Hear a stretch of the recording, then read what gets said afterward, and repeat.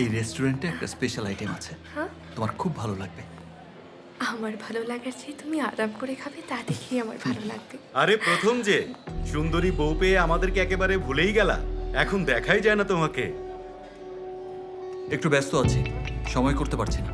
এমন সুন্দরী বউ নিয়ে রেস্টুরেন্টে আসতে নেই, রেস্টুরেন্টটাকে বাসায় নিয়ে যেতে হয়, নয়তো অন্য কাস্টমারদের আর খাবারে মনোযোগ থাকে না। তোমরা কি অর্ডার করেছো? অর্ডার না করলে আমাদের টেবিলে এসে জয়েন করো। আমাদের টেবিলটা একটু আলোকিত হোক। ট্রিটটা না হয় আমিই দিলাম। নো থ্যাঙ্কস, আমি খাবারটা নিজের মতো করেই খেতে ভালোবাসি। ওয়েটার, জি, স্যার। আমার কিছু অর্ডার আছে, ওগুলো প্যাক করে গাড়িতে উঠিয়ে দাও। Okay sir.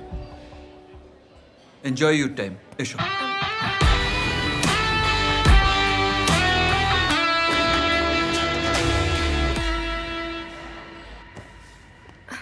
কি আশ্চর্য, এত তাড়াতাড়ি ফিরে আসলি যে কোনো সমস্যা? সমস্যা আবার কি হবে? ওনার বন্ধুদের খোঁচা সহ্য হয়নি, তাই আমরা না খেয়েই চলে এসেছি।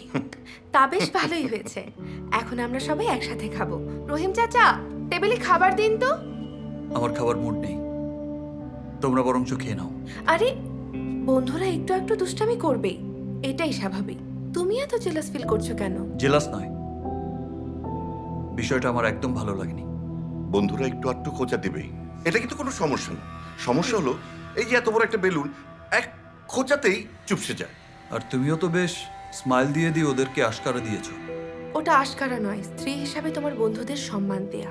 সর্বনাশ ভাবি, আপনি এটা করছেন কি? এই বাড়িতে প্রথমের কথার পিঠে কথা চালিয়ে কেউ তর্ক করে না। অবশ্য আপনি নতুন মানুষ, এই বাড়ির অনেক নিয়ম কানুনই জানেন না। ওটা কোনো সমস্যা না, সমস্যা হলো আস্তে আস্তে সব জেনে যাবেন।